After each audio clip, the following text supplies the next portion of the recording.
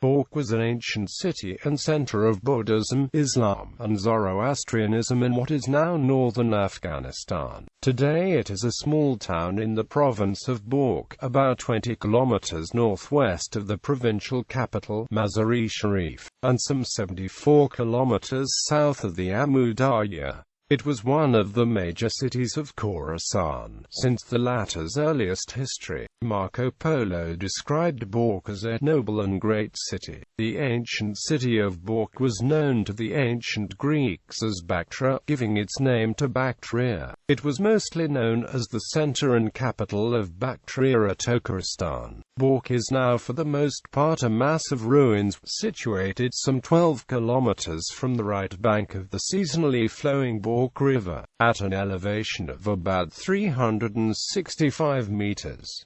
Outside the town was a large Buddhist monastery later known as Norbuha. French Buddhist Alexandre David Neqtl associated Shambhala with Balkh, also offering the Persian Sham-i-Bala, elevated candle, as an etymology of its name.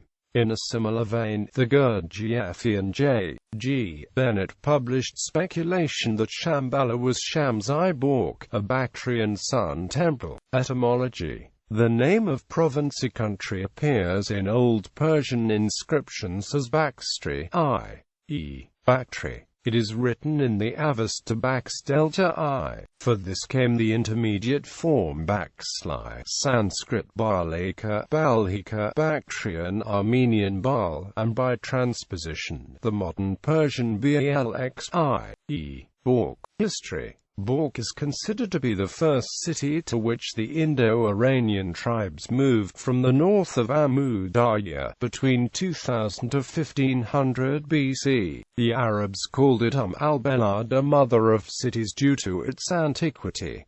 The city was traditionally a center of Zoroastrianism. The name Zaryaspa, which is either an alternate name for Balkh or a term for part of the city, may derive from the important Zoroastrian Phi temple Zar-i-Asp. Balkh was regarded as the place where Zoroaster first preached his religion, as well as the place where he died. Since the Indo-Iranians built the first kingdom in Balkh, some scholars believe that it was from this area that different waves of Indo-Iranians spread to northeast Iran and Sistan region, where they, in part, became today's Persians, Tajiks, Pashtuns, and Balkh people of the region. The changing climate has led to desertification since antiquity, when the region was very fertile. Its foundation is mythically ascribed to Ki-Umaz, the first king of the world in Persian legend, and it is at least certain that,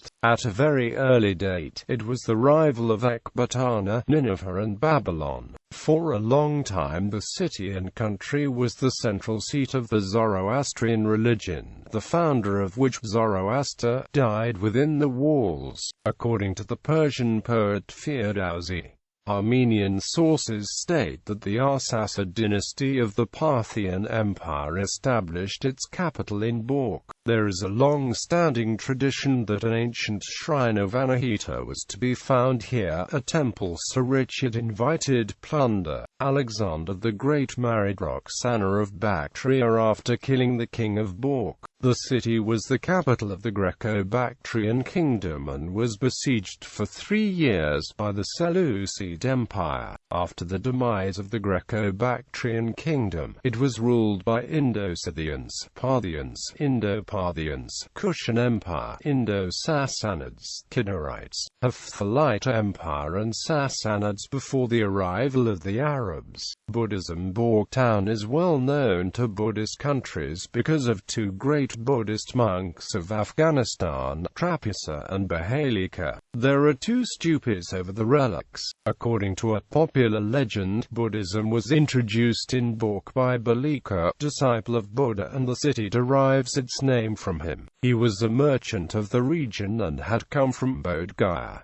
In literature, Balkh has been described as Balkh, Valkh, or Balkh. First Vihara at Balkh was built for Balkh when he returned home after becoming a Buddhist monk. Xuanzang visited Balkh in 630 when it was a flourishing center of Hinayana Buddhism. People called the city Little Rajagriha since it housed many sacred relics. According to memoirs of Xuanzang, there were about 100 Buddhist convents in the city or its vicinity at the time of his visit there in the 7th century. There were 3,000 monks and a large number of stupas and other religious monuments. The most remarkable stupa was the Navbahara, which possessed a very grand statue of Buddha. Shortly before the Arabic conquest, the monastery became a Zoroastrian fire temple. A curious notice of this building is found in the writings of Arabian geographer Ibn Hawqal, an Arabian traveler of the 10th century, who describes Balkh as built of clay, with ramparts and 6 gates, and extending half a parasang.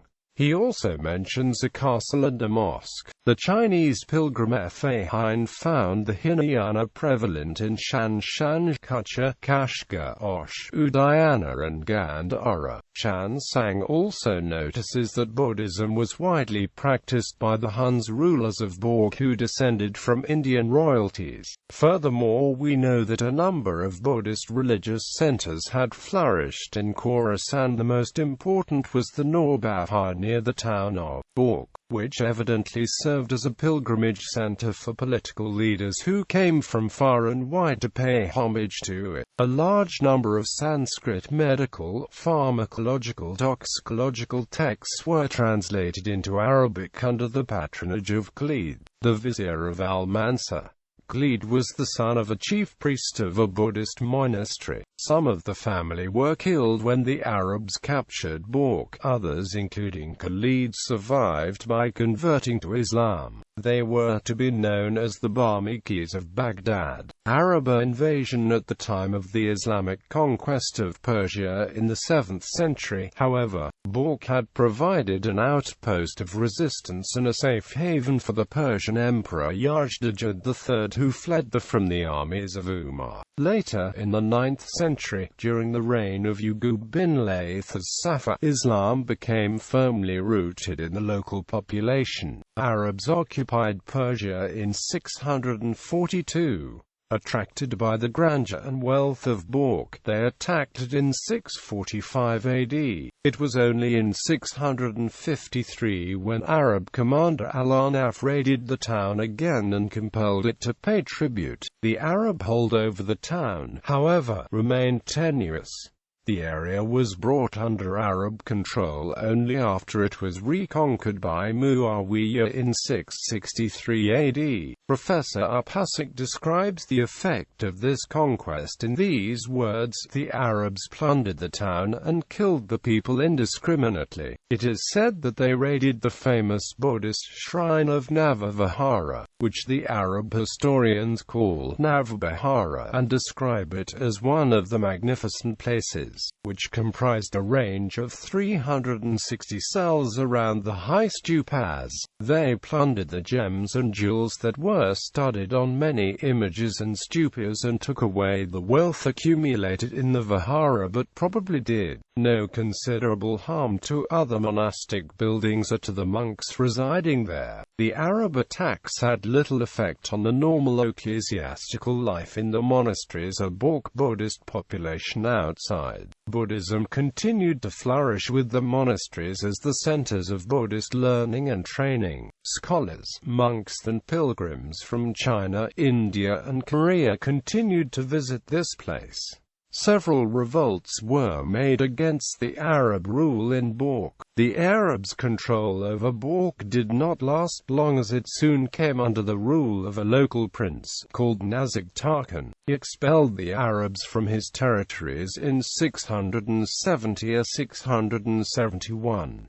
He was his zealous Buddhist. He is said to have not only reprimanded the chief priest of Navavihara but beheaded him for embracing Islam. As per another account, when Balkh was conquered by the Arabs, the head priest of the Navavihara had gone to the capital and became a Muslim. This displeased the people of the Balkh. He was deposed and his son was placed in his position. Nazig Tarkhan is also said to have murdered not only the chief priest but also his sons. Only a young son was saved. He was taken by his mother to Kashmir where he was given training in medicine, autonomy and other sciences. Later they returned to Balkh. Professor Maqbul Ahmed observes, "One is tempted to think that the family originated from Kashmir, for in time of distress they took refuge in the valley. Whatever it be, their Kashmiri origin is undoubted, and this also explains the deep interest of the Barmaks, in later years, in Kashmir, for we know they were responsible for inviting several scholars and physicians from Kashmir to the court of Abbasids." Quote, Professor Maqbul also refers to the descriptions of Kashmir contained in the report prepared by the envoy of Yahya bin Barmik. He surmises that the envoy could have possibly visited Kashmir during the reign of Samgramapada II. Reference has been made to sages and arts. The Arabs managed to bring Balkh under their control only in 715 AD, in spite of strong resistance offered by the Balkh people during the Umayyad period. Qutayba ibn Muslim al-Bahili, an Arab general, was governor of Khorasan and the East from 705 to 715.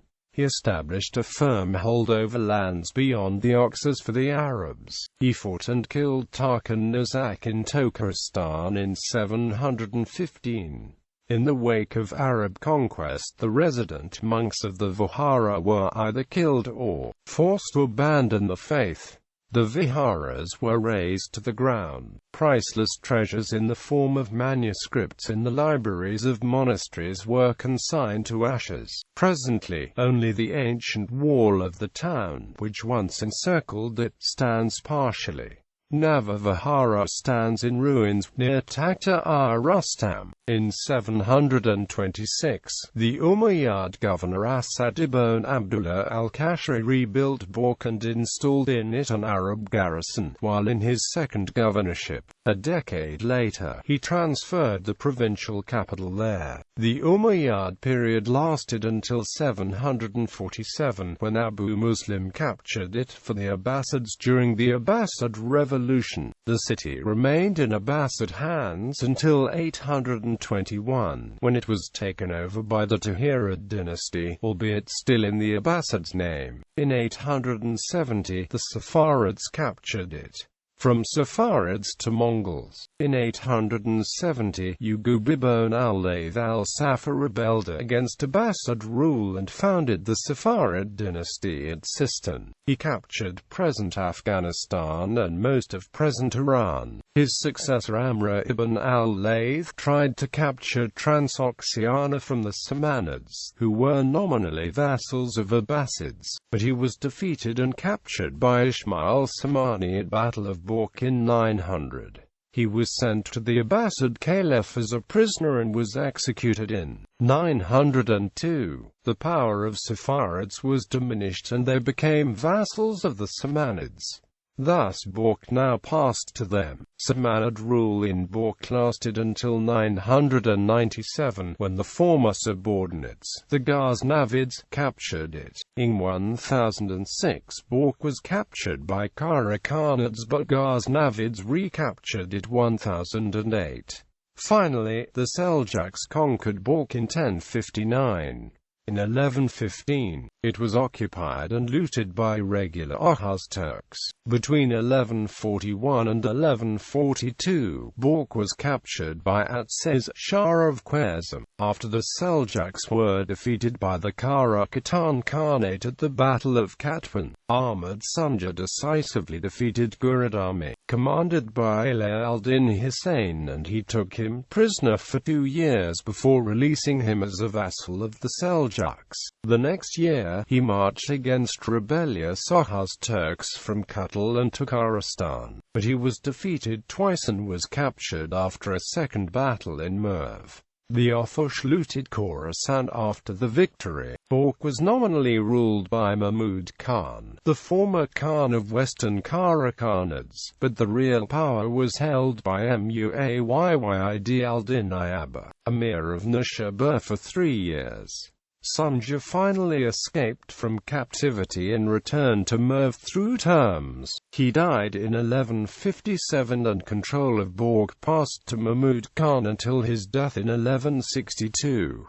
It was captured by Khwarezm Shahs in 1162, by the Kara Khitans in 1165, by the Ghurids in 1198 and again by Khwarezm Shahs in 1206. Muhammad al-Idrisi, in the 12th century, speaks of its possessing a variety of educational establishments, and carrying on an active trade. There were several important commercial routes from the city, stretching as far east as India and China. In 1220 Genghis Khan sacked Balkh, butchered its inhabitants and leveled all the buildings capable of defense, treatment to which it was again subjected in the 14th century by Timur. Notwithstanding this, however, Marco Polo could still describe it as a noble city and a great seat of learning, for when Ibn Battuta visited Balkh around 1333 during the rule of the Kartids, who were vassals of the Ilkhanate until 1335, he described it as a city still in ruins. It is completely dilapidated and uninhabited, but anyone seeing it would think it to be inhabited because of the solidity of its construction, and its mosques and colleges preserve their outward appearance even now, with the inscriptions on the buildings incised with lapis blue paints. Quote,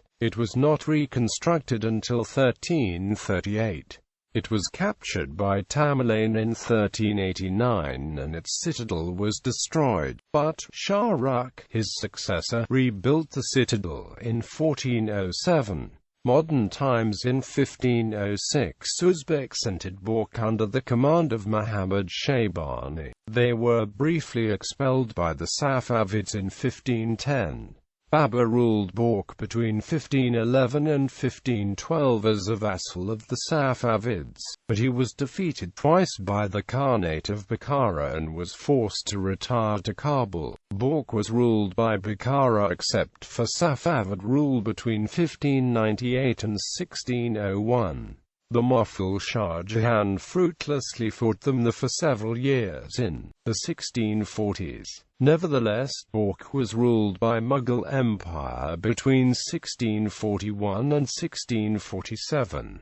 Balkh was the government seat of Aurangzeb in his youth. In 1736 it was conquered by Nader Shah. After his assassination, Haji Khan, a local Uzbek, declared the independence of Balkh in 1747, but he submitted to Bukhara in 1748. Under the Durrani monarchy it fell into the hands of the Afghans in 1752. Bukhara regained it in 1793. It was conquered by Shah Murad of Kunduz in 1826, and for some time was subject to the Emirate of Bukhara. In 1850, Dost Muhammad Khan, the Emir of Afghanistan, captured Balkh, and from that time it remained under Afghan rule. In 1866, after a malaria outbreak during the flood season, Balkh lost its administrative status to the neighboring city of Mazar-e Sharif. In 1911, Balkh comprised a settlement of about 500 houses of Afghan settlers, a colony of Jews and a small bazaar set in the midst of a waste of ruins and acres of debris. Entering by the west gate, one passed under 3 arches, in which the compilers recognized the remnants of the former Friday Mosque. The outer walls, mostly in utter disrepair, were estimated about 6.5–7 miles in perimeter. In the southeast, they were set high on a mound, a rampart, which indicated a Mongol origin to the compilers. The fort and citadel to the northeast were built well above the town on a barren mound and were walled and moated. There was, however, little left of them but the remains of a few pillars.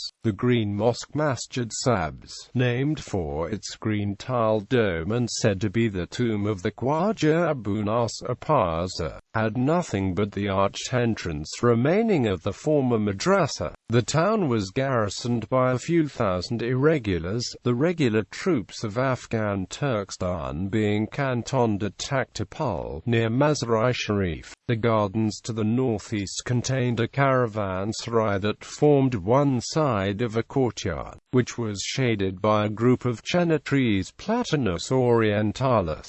Balkh today. A project of modernization was undertaken in 1934, in which 8 streets were laid out, housing and bazaars built. Modern Balkh is a center of the cotton industry, of the skins known commonly the West as Persian lamb, and for agricultural produce like almonds and melons. The site and the museum have suffered from looting and uncontrolled digging during the recent years of unrest and civil war. Main sites. Ancient ruins of Balkh. The earlier Buddhist constructions have proved more durable than the Islamic period buildings. The top Rustam is 50 yards in diameter at the base and 30 yards at the top, circular and about 50 feet high. 4 circular vaults are sunk in the interior and 4 passages have been pierced below from the outside, which probably lead to them. The base of the building is constructed of sun-dried bricks about 2 feet square and 4 or 5 in thick. The Takti Rustam is wedge-shaped in plan with uneven sides. It is apparently built of pissay mud. It is possible that in these ruins we may recognize the Navavihara described by the Chinese traveler Xuanzang. There are the remains of many other topes in the neighborhood. The mounds of ruins on the road to Mazar-e Sharif probably represent the site of a city yet older than those on which stands the modern Balkh. Others numerous places of interest are to be seen today aside from the ancient ruins and fortifications: the madrasa of Syed Subhan Gulai Khan, Balahazar, the shrine and mosque of Khwaja Nasr, the tomb of the poet Rabra Balkhi, the Nine Domes Mosque. This exquisitely ornamented mosque, also referred to as Haji Piyada, is the earliest Islamic monument yet identified in Afghanistan. Tepa Rustam and Takti Rustam. Balkh Museum. The Balkh Museum was formerly the second largest museum in the country, but its collection has suffered from looting in recent times. The museum is also known as the Museum of the Blue Mosque, for the building it shares with a religious library, as well as exhibits from the ancient ruins of Balkh. The collection includes works of Islamic art including a 13th-century Quran, and examples of Afghan decorative and folk art. Cultural role. Balkh had a major role in the development of the Persian language and literature. The early works of Persian literature were written by poets and writers who were originally from Balkh. Many famous Persian poets came from Balkh, e.g., Maulana Rumi, who was born and educated in Balkh in the 13th century. Amir Khusro Dehlevi, his father, Amir Saifuddin, was from Balkh. Manachi Damghani, according to Daulat Shah Samarkandi, he was born in Balkh. Nazir Khusro, a poet and scholar. Rashiduddin Watwat, a poet. Sani Balkhi, a poet. Shahid Balkhi, Abul Muwaid Balkhi, Abu Shukr Balkhi, Marufi Balkhi, the early poets from the 9th and 10th centuries. Rabra Balkhi, the first woman poet in the history of Persian poetry, lived in the 10th century. Avicenna or Ibn Sina, the famous philosopher and scientist of the 10th century whose father was a native of Balkh. Anshuri Balkhi, a 10th, 11th century poet. Anvari, 12th century, lived and died in Balkh.